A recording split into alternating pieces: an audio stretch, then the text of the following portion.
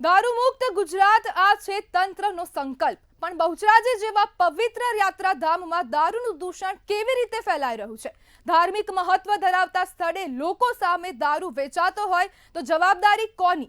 મહેસાણા જિલ્લાના બહુચરાજી તાલુકાનું રૂપપુરા ગામ, અહીંના લોકોએ પોલીસ અને મામલતદારને આવેદનપત્ર આપીને તાત્કાલિક દારૂ મુક્તિની માંગ કરી છે. સ્થાનિકોના દાવા મુજબ દેશી દારૂના ધંધા અસંખ્ય ભઠ્ઠીઓમાંથી ચાલી રહ્યા છે. આસજોલ અને કરણપુરા જેવા ગામોમાંથી સપ્લાય ખુલ્લેઆમ થઈ રહી છે. આશ્ચર્ય એ છે કે સ્થાનિકોને દરેક પ્રકારની જાણ છે અને તંત્રને પણ જાણ છે, છતાં તંત્ર કેમ મૌન છે?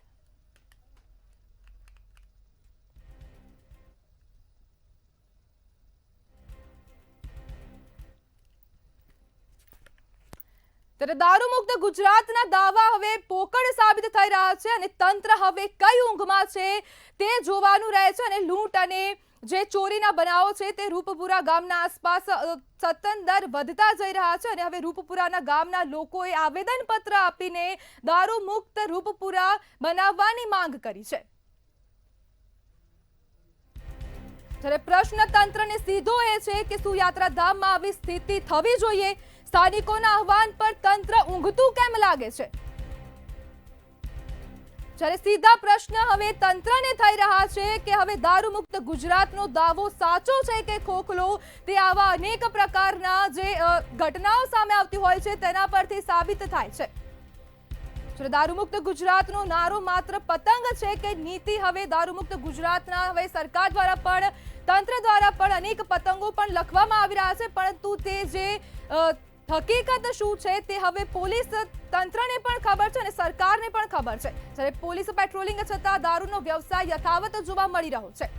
તંત્ર કાર્યવાહી કેમ નથી કરતું તે પણ એક પ્રશ્ન છે અને તંત્ર હવે દરેક પ્રકારની તંત્રને જાણ છે, પરંતુ હવે આ કોના રહેમ નજર હેઠળ દારૂના અડ્ડાઓ ચાલી રહ્યા છે? શું યાત્રાધામોમાં આ સ્થિતિ ચલાવવી શકાય?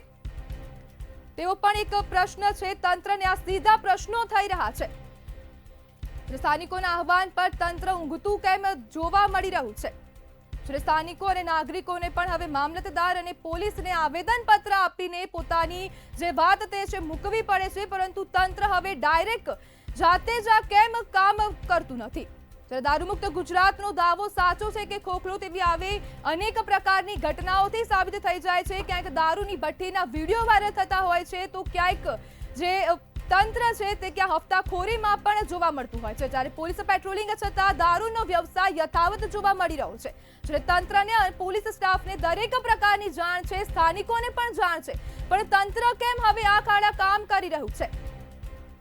જ્યારે તંત્ર જે છે તે આજે દારૂના અડ્ડા ચલાવનાર બુટલેગરો સામે કાર્યવાહી કેમ નથી કરતું, તેવા પણ અનેક સવાલો ઉભા થાય છે.